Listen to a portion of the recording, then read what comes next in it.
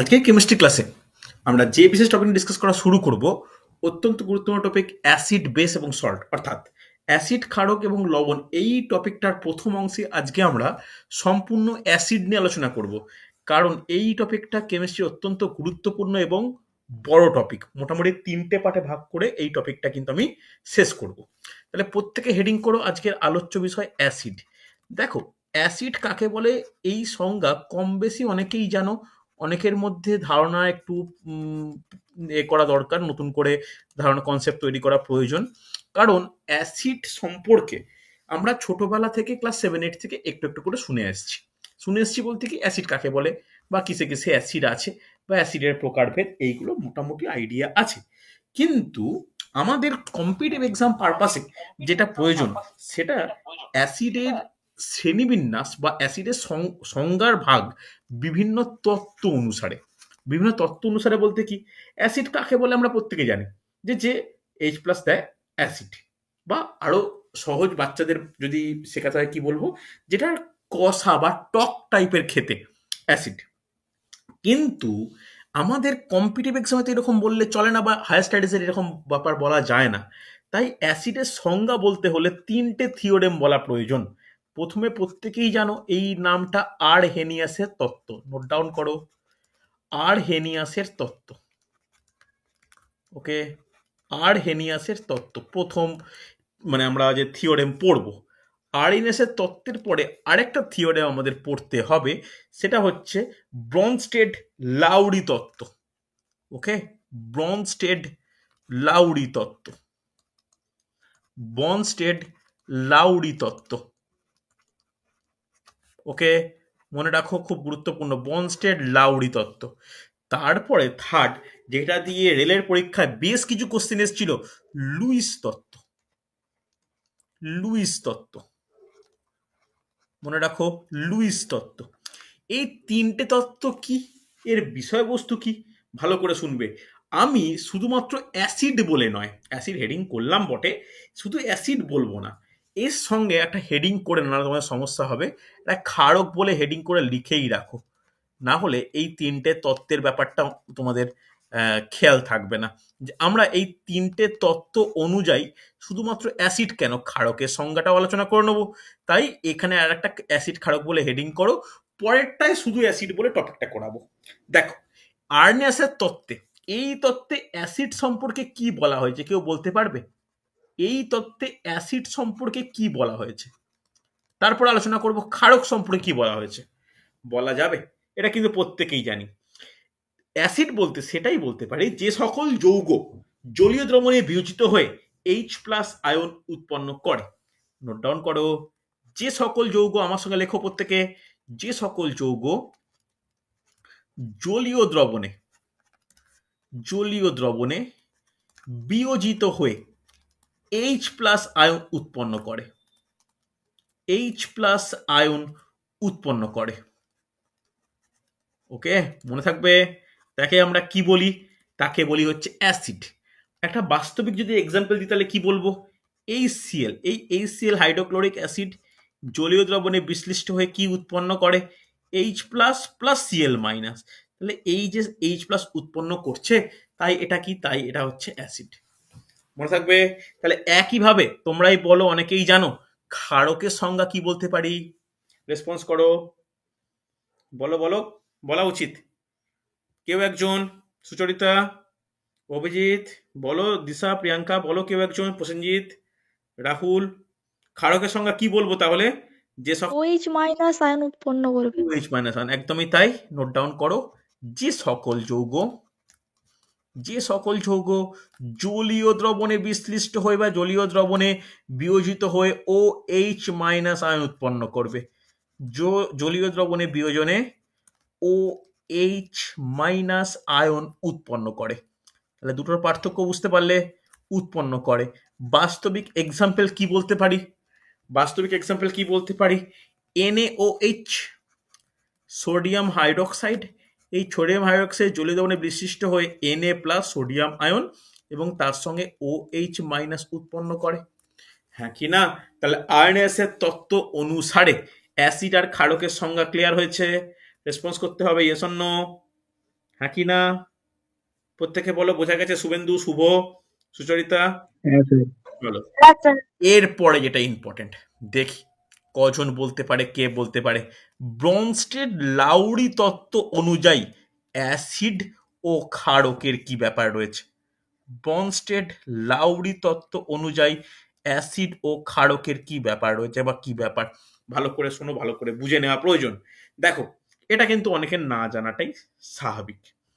যে সমস্ত যৌগ, ভালো করে শুনবে, যে সমস্ত যৌগ অন্যান্য পদার্থকে প্রোটন দান করে, ভালো করে শুনবে, যে সমস্ত যৌগ অন্য পদার্থকে প্রোটন দান করে, ভালো করে শুনবে। প্রোটন, প্রোটন বলতে কি, প্রোটনের কনসেপ্টটা কি, ঠিক কি? প্রোটন মানে এইচ প্লাস, প্রোটন বা এইচ প্লাস কথাটা উল্লেখ করতে পারো, যে যে সকল যৌগ অন্যান্য পদার্থকে এইচ প্লাস বা প্রোটন দান করতে পারে সেটাই হচ্ছে অ্যাসিড। তাহলে বলা যায় যে সকল যৌগ, যে সকল যৌগ অন্যান্য পদার্থকে, অন্যান্য পদার্থকে এইচ প্লাস বা প্রোটন দান করে, আমি যেটাকে হাই এ করছি মানে বক্স করলাম, দান করে, তাকে কি বলে? তাকে হচ্ছে অ্যাসিড বলে। তাহলে একটু বুদ্ধি করে বলো তো, ক্ষারকের সংজ্ঞা তাহলে কি হওয়া উচিত? ক্ষারকের সংজ্ঞা কি হওয়া উচিত? রেসপন্স করা উচিত, বলো। ক্ষারকের সংজ্ঞা কি বলবো? অভিজিৎ, একটু বুদ্ধি করে বলো। সুচরিতা, প্রিয়াঙ্কা, কেউ একজন বলো। যে সকল পদার্থ বা যে সমস্ত যৌগ অন্যান্য পদার্থ থেকে প্রোটন বা এইচ প্লাস গ্রহণ করে, হ্যাঁ কি না? লিখে নাও।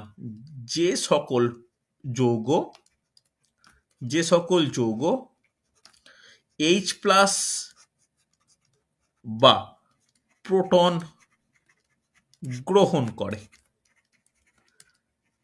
গ্রহণ করে।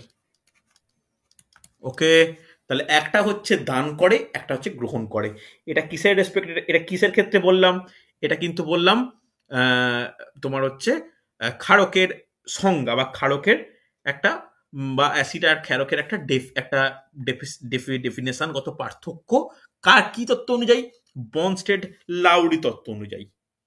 ওকে, চলো। এরপর হচ্ছে লুইস। লুইসটাও কিন্তু রেলের পরীক্ষায় সব থেকে বেশি এসেছে।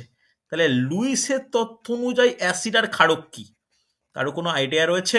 থাকলে বলো, নাহলে আমি বলছি। দেখো, এইখানে কিন্তু একটু অন্যরকম, তাই বেশিরভাগ কোশ্চেন আসে।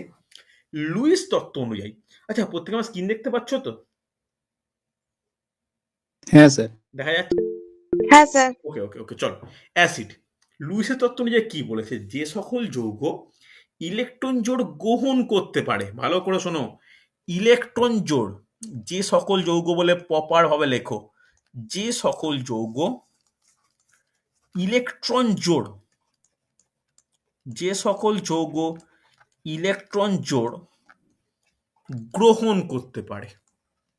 ওকে, গ্রহণ করতে যারা পারে তারা প্রত্যেকে কি? অ্যাসিড। দেখো, এটা ইলেকট্রন জোড়ের উপর ডিপেন্ডেন্ট। আর ক্ষারক কোনটা?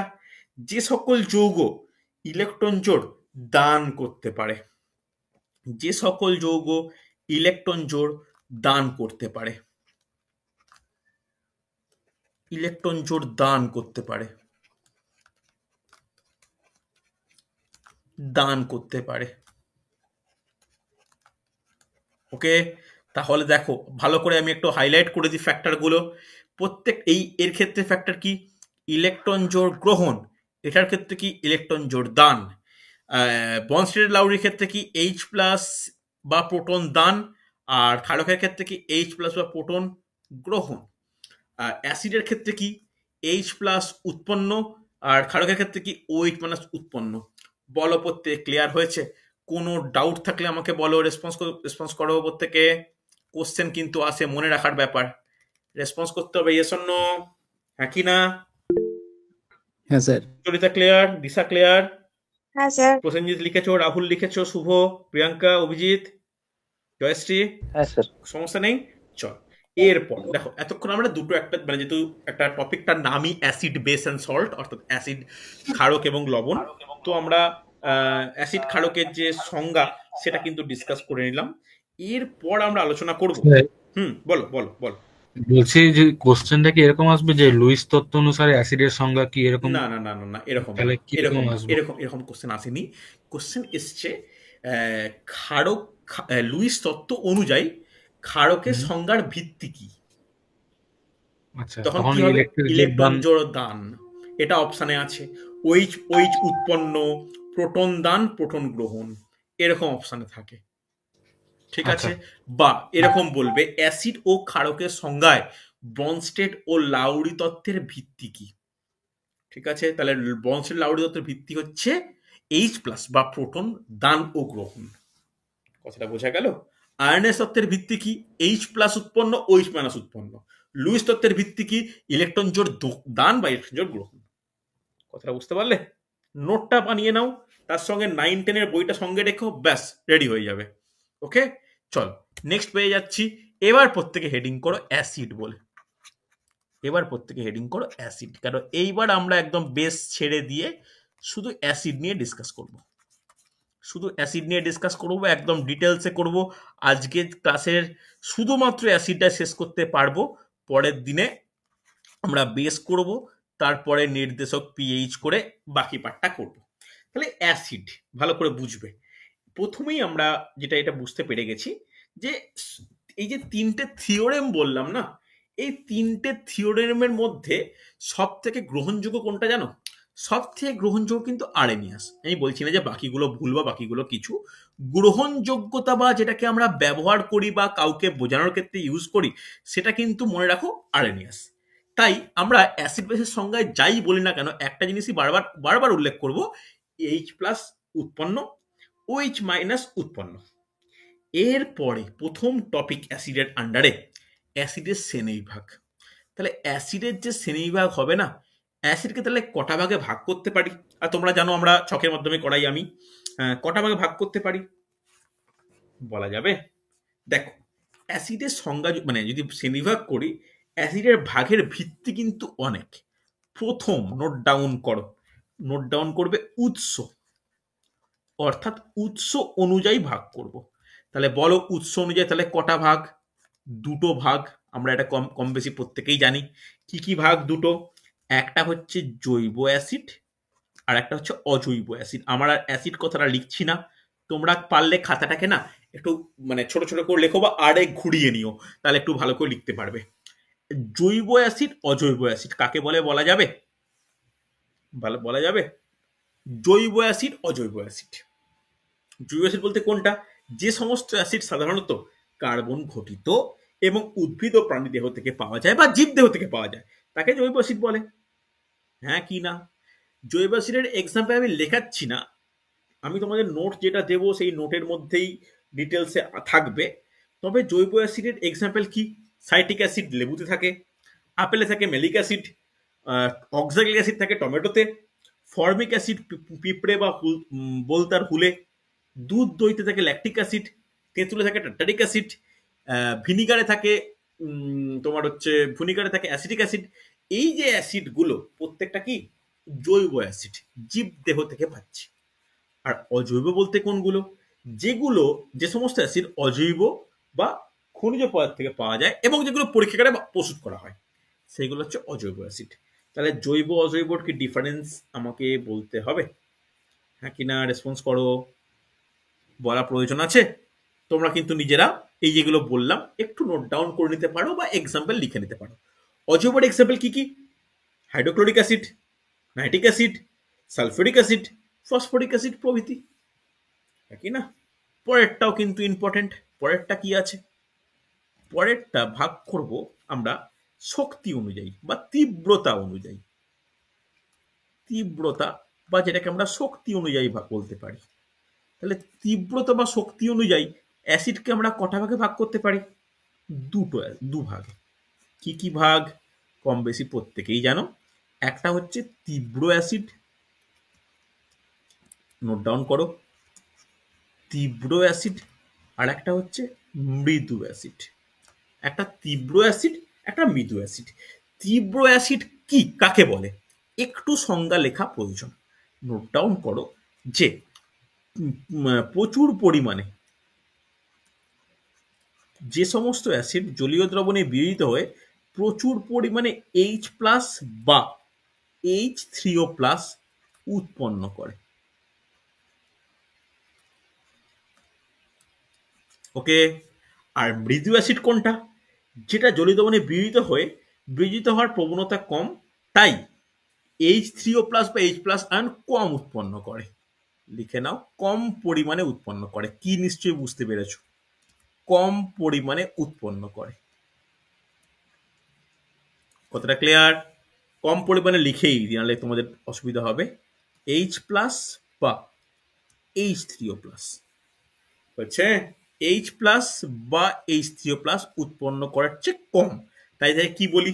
মৃদু অ্যাসিড বলি। ভালো করে শুনে নাও, এটা কিন্তু ইম্পর্টেন্ট।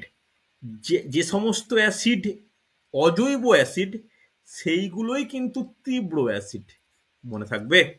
আর যেইগুলো জৈব অ্যাসিড সেইগুলো বেশিরভাগই মৃদু অ্যাসিড। কথাটা ক্লিয়ার? হ্যাঁ কি না রেসপন্স করো প্রত্যেকে? বোঝা গেছে? হ্যাঁ কি না? দেখো খাতায় এরকম ছকের মাধ্যমে নোট করো, অনেকগুলো টপিক কিন্তু একসঙ্গে লিখতে পারবে। হচ্ছে এর পরেরটা ইম্পর্টেন্ট, নোট ডাউন করো। ক্ষারগ্রাহিতা। ক্ষারগ্রাহিতা, প্রথম প্রশ্ন, ক্ষারগ্রাহিতা কাকে বলে? এটা ইম্পর্টেন্ট টপিক, হাইলাইট করছি। ক্ষারগ্রাহিতা, ক্ষারগ্রাহিতা কাকে বলে বলতে পারবে? ভালো করে সংজ্ঞাটা তোমরা সাদা সাইডে লিখে রাখো। ক্ষারগ্রাহিতা বলে যে কোনো অ্যাসিড জলীয় দ্রবণে বিশ্লিষ্ট হয়ে যত সংখ্যক H প্লাস উৎপন্ন করে তাকে তার ক্ষারগ্রাহিতা বলে। মনে থাকবে, রেসপন্স করো। কি বললাম বোঝা গেছে? আর একবার বলছি, লিখে না, আমার লেখার জায়গা নেই। যত সংখ্যক H প্লাস আয়ন উৎপন্ন করে, আমি লিখেই দিচ্ছি, নোট ডাউন করো। যত সংখ্যক, যে সমস্ত কোনো অ্যাসিড জলীয় দ্রবণে বিশ্লিষ্ট হয়ে যত সংখ্যক H প্লাস উৎপন্ন করে। মনে থাকবে? হ্যাঁ কি না রেসপন্স করতে হবে, ইয়েস অর নো। তাকে কি বলা হয়? তাকে ক্ষারগ্রাহিতা বলা হয়। এই যে ক্ষারগ্রাহিতা, এই ক্ষারগ্রাহিতা কটা, মানে কত ভাগে ভাগ করা যায় এটাকে একটু লিস্টটা এইভাবে করো, বলতে সুবিধা হবে। এটাকে না 4টে ভাগে ভাগ করা যায়, 4 ভাগে ভাগ করা যায়। 4 ভাগে কি কি? প্রথমে লেখো এক ক্ষারীয় অ্যাসিড। এক ক্ষারীয়, আমি আর অ্যাসিড কথা লিখছি না, হচ্ছে। তারপর লেখো দ্বিক্ষারীয়, হাতের লেখা বা কোনো ভয়েস শুনতে অসুবিধা হলে বলো। দ্বিক্ষারীয়, ত্রিক্ষারীয়, ত্রিক্ষারীয়, আর একটা হচ্ছে চতুর্ক্ষারীয়। চতুর্ক্ষারীয়, মনে থাকবে? হচ্ছে দেখো ইম্পর্টেন্ট কিন্তু। চতুর্ক্ষারীয়, এক ক্ষারীয় মানে বুঝতে পেরেছো, যার ক্ষারগ্রাহিতা কত? যার ক্ষারগ্রাহিতা হচ্ছে 1, দ্বিক্ষারীয় বলতে 2, তিনক্ষারীয় বলতে 3, চতুর্ক্ষারীয় মানে 4। এটা নিশ্চয়ই বোঝা গেছে। এবার তোমাদের ক্ষেত্রে এই ক্ষেত্রে প্রথমে এক্সাম্পল দেব। এক্সাম্পল লিখে রাখো যে এক ক্ষারীয় অ্যাসিড কি কি। লিখে রাখবে HCl, তারপরে HNO3, HCOOH,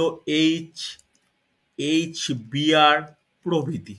কোনো নাম জানতে চাইলে আমাকে বলতে পারো, কোনো নাম যদি জানতে চাও আমাকে বলতে পারো।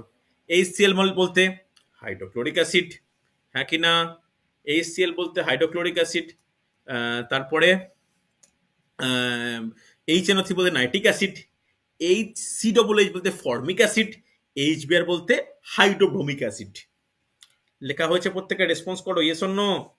আরে হ্যাঁ কি না কিছু তো বলো। হ্যাঁ স্যার। হচ্ছে এবার তোমাদের মনে হতে পারে কেন স্যার এগুলো ক্ষারগ্রাহিতা এক কেন? আমি লিখে কিন্তু মুছে দেবো, তাও লিখছি দেখো। HCl কে ভাঙলে কি হচ্ছে? H plus plus Cl minus, তোমরা খাতায় লিখে নাও, আমি মুছে দেবো পরে। এই HClটা ভেঙে, একটা অণু HCl ভেঙে কটা আমরা পাচ্ছি? একখানা পাচ্ছি, তাই এক। যদি বলি HCOOH তাহলে কি হবে বলো? বলা যাবে? HCOOH, H প্লাস আর হচ্ছে COO মাইনাস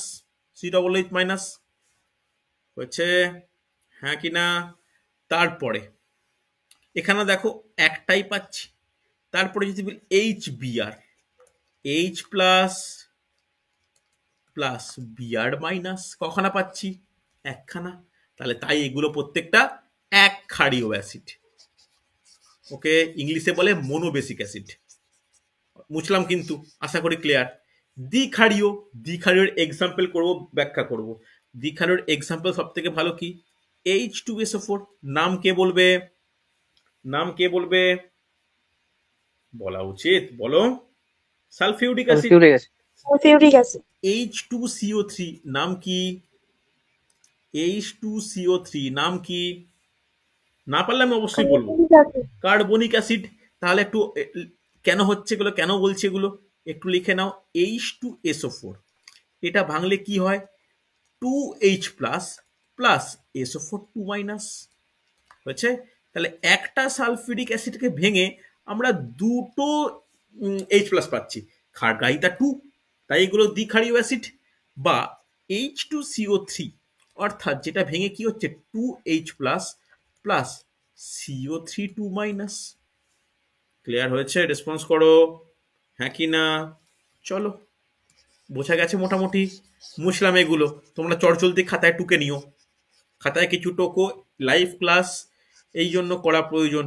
কারো খাওয়া দেখে টুকলে এই জায়গাগুলো তো থাকবে না বা কিছুই নয়, লাইভ ক্লাস করলে একটু বুঝতে পারবে। ঠিক আছে? আচ্ছা, একটা লাইভ ক্লাস করতে করতে বলে দিই, আগামীকাল কিন্তু ইতিহাসের পরীক্ষা।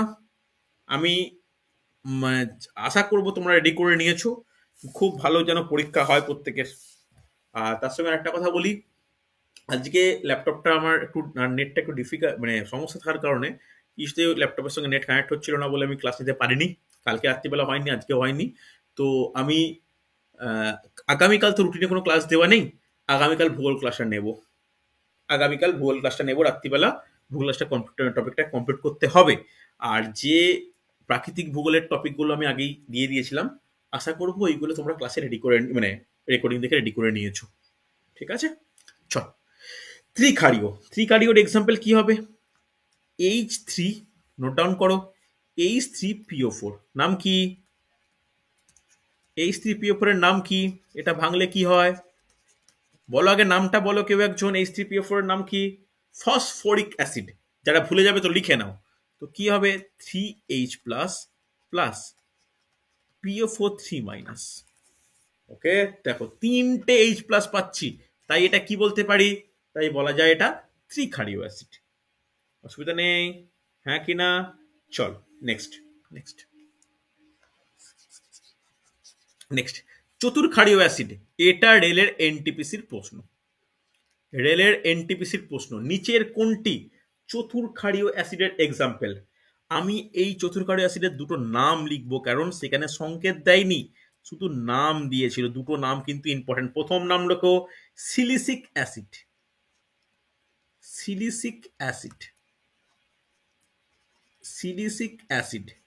কি হবে? H4SiO4। আর একটা নাম লিখে রাখো চতুর্ক্ষারীয় অ্যাসিডের, হাইপোফসফরিক অ্যাসিড। দুটোই কিন্তু দিয়ে প্রশ্ন এসেছিল, দুটো ডিফারেন্ট শিফটে কোশ্চেন এসেছিল। হাইপোফসফরিক অ্যাসিড এর ফর্মুলা কি? H4P2O6 হচ্ছে।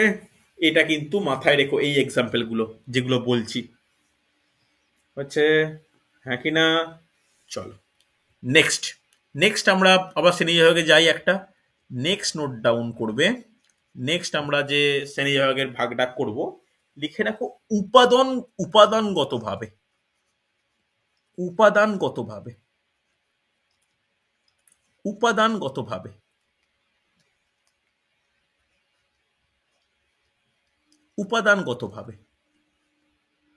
দেখো উপাদানগতভাবে কি হবে?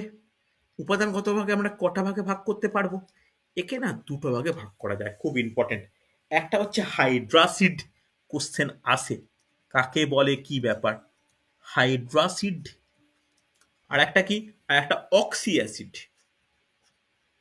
অক্সি অ্যাসিড একবার শুনেই মনে রাখতে পারবে।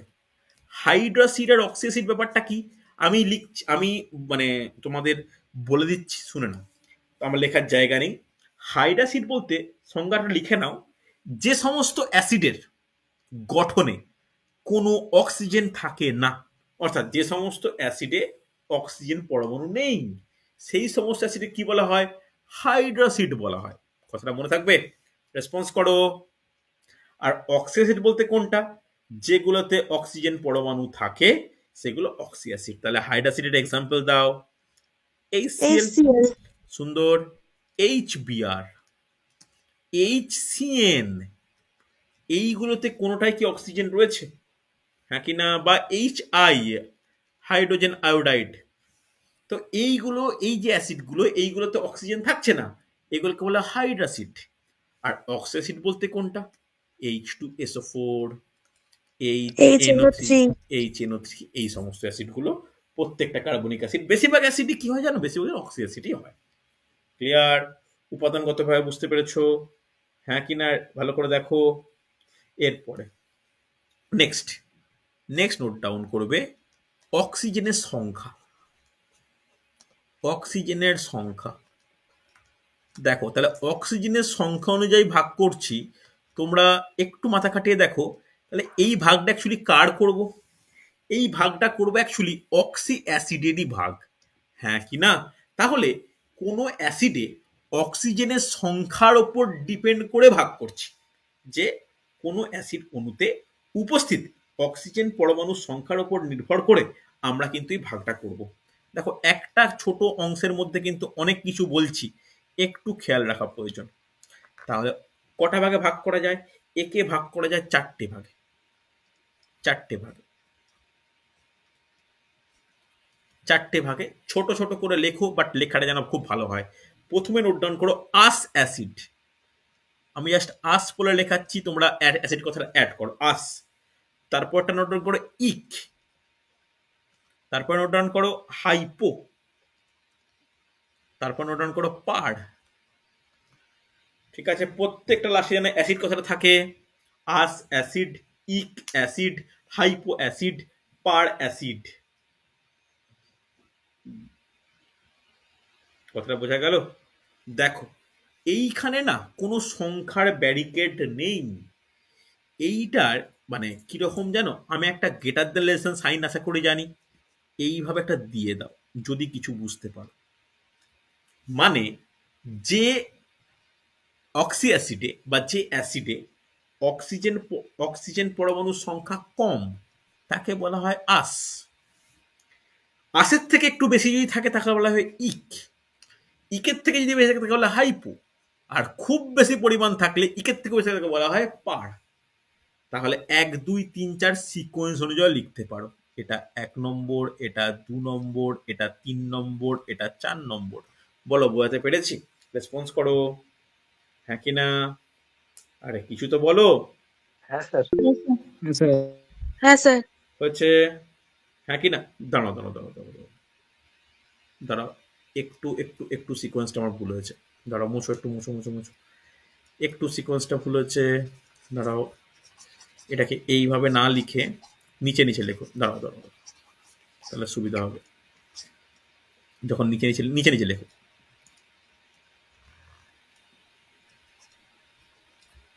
এরকম ভাবে 1, 2, 3, 4 লেখো, তাহলে আমার এও লিখতে মানে প্রত্যেকটার ক্ষেত্রে সিকোয়েন্স বলতে পারবো। আস বলতে কি, পরমাণু সংখ্যা কম। আর কম তো বুঝলাম, তাহলে সব কোশ্চেন এসছিল, ওই জন্য আমার হঠাৎ করে মনে পড়লো যে সব থেকে কম কার। তাহলে এদিকে লেখো সব থেকে কম, তার মধ্যে প্রথমে লেখো, ভুল লিখেছিলাম এই সিকোয়েন্সটা করতে কি, মানে প্রথমে লেখো হাইপো। হাইপোর পরে কমটা আরেকটু বেশি হয় কার ক্ষেত্রে, আসের ক্ষেত্রে, মনে থাকবে। আর ইকের কি, ইকেরটা হচ্ছে আসের থেকেও বেশি, ইক অ্যাসিড। তারপরে হচ্ছে পার অ্যাসিড, সব থেকে বেশি। বেশি বলে লিখে নাও, সব থেকে বেশি। কম হচ্ছে হাইপো, আর সব থেকে বেশি হচ্ছে পার। সরি, আমার মানে পরপর এভাবে লিখতে গিয়ে আমার হয়েছিল।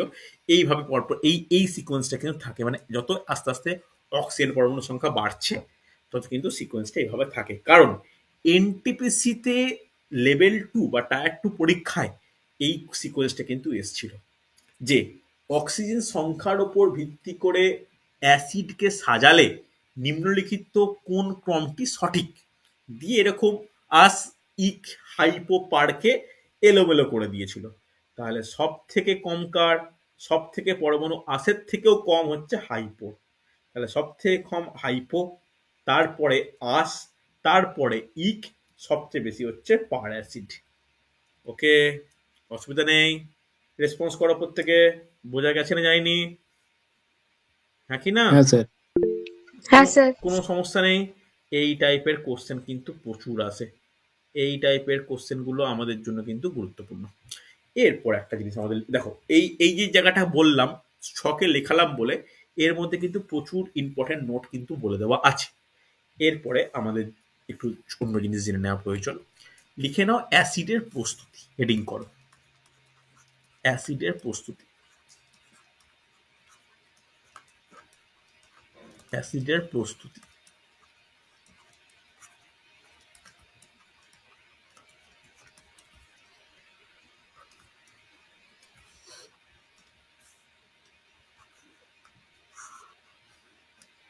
অ্যাসিডের প্রস্তুতি খুব ভালো করে বুঝবে, খুব ভালো করে দেখো। এই অ্যাসিডের প্রস্তুতির জন্য আমরা কয়েকটা স্টেপ, মানে কিছু জিনিস আমরা জানার প্রয়োজন। কিছু জিনিস জানাবো, জাস্ট বিক্রিয়াগুলো মনে রাখবো। প্রথম পয়েন্ট নোট ডাউন করবে অ্যাসিডের প্রস্তুতির মধ্যে যে অধাতুর সঙ্গে অধাতুর জারণ,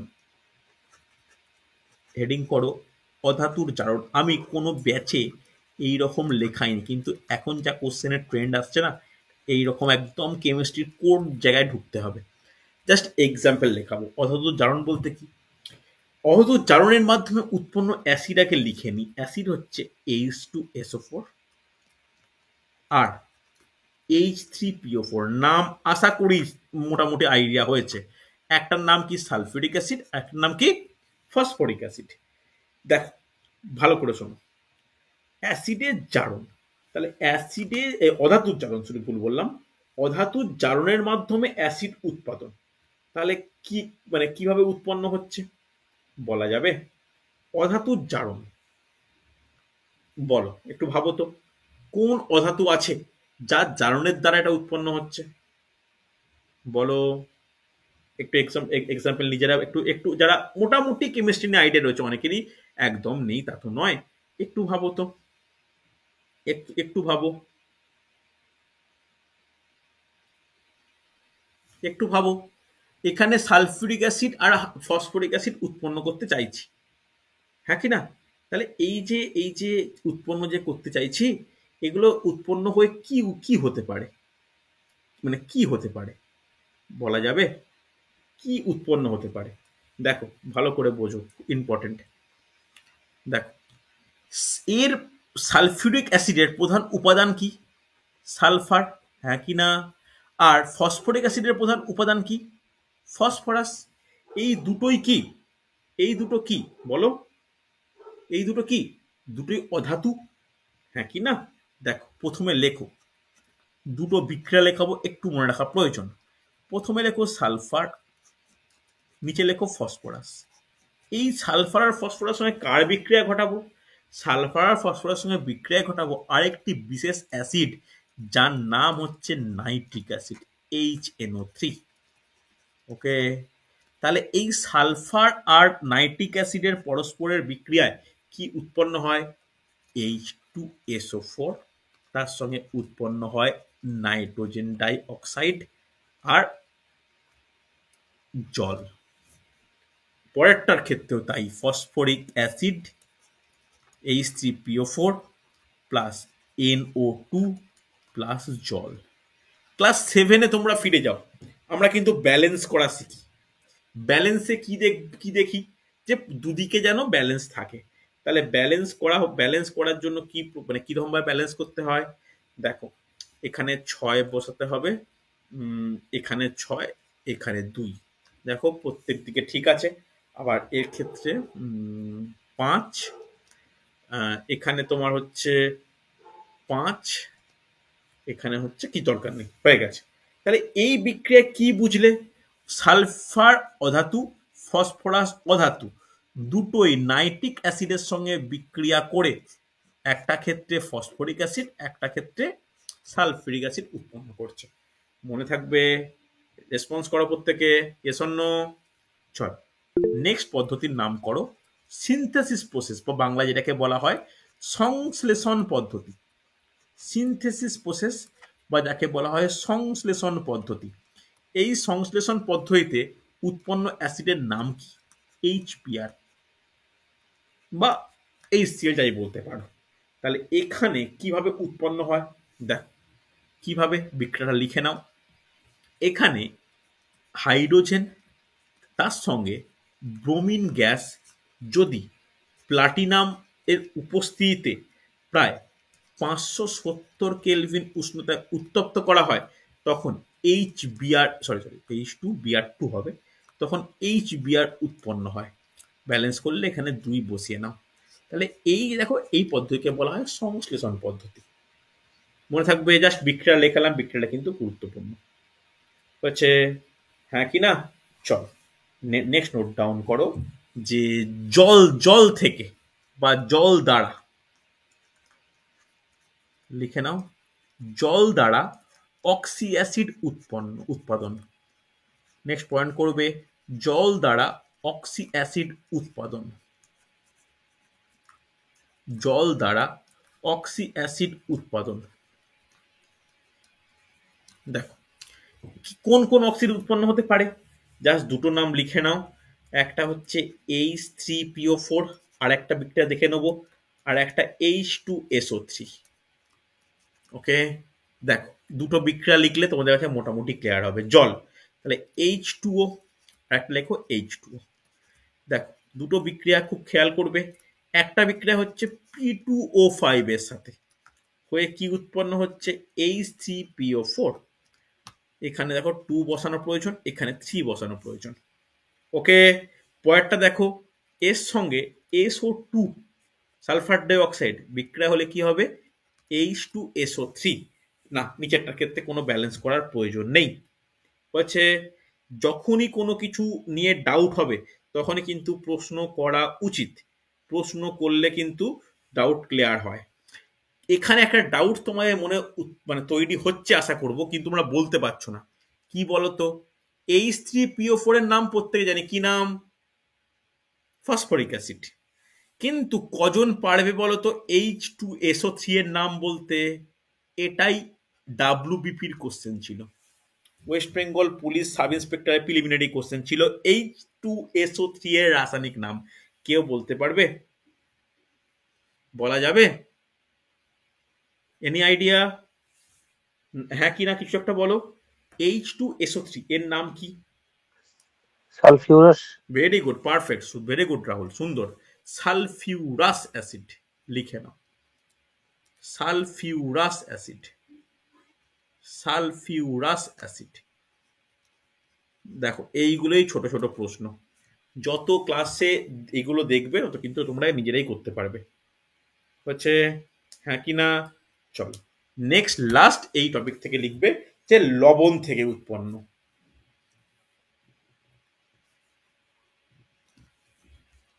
জাস্ট লবণ থেকে উৎপন্ন না করে লিখে রাখো লবণ ও অ্যাসিডের বিক্রিয়া। লবণ ও অ্যাসিডের বিক্রিয়া।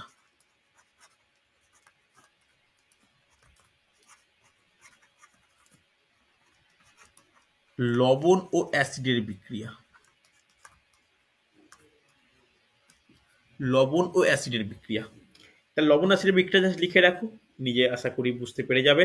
দেখ, লবণের দুটো বিক্রিয়া বলবো, দুটো বিক্রিয়া থেকে দুটো অ্যাসিড উৎপন্ন হচ্ছে। কি কি? একটা হচ্ছে NaCl, লবণ জানিস, সোডিয়াম ক্লোরাইড। আর একটা ধরো KNO3, পটাশিয়াম নাইট্রেট, আর একটা লবণ। এই এর সঙ্গে বিক্রিয়া করব একই H2SO4 একটা অ্যাসিডের, এর সঙ্গেও বিক্রিয়া করব H2SO4 এর। বিক্রিয়া করে কি উৎপন্ন হবে? বিক্রিয়া করে এই ক্ষেত্রে উৎপন্ন হবে HCl, এই ক্ষেত্রে উৎপন্ন হবে HNO3। তাহলে বাই প্রোডাক্ট হিসাবে কি উৎপন্ন হবে? শুধু তো অ্যাসিড উৎপন্ন হয়ে যাচ্ছে, এটা তো ব্যাপার নয়। বাই প্রোডাক্ট বা আরো কিছু জিনিস উৎপন্ন হয়, এক্ষেত্রে কি উৎপন্ন হবে?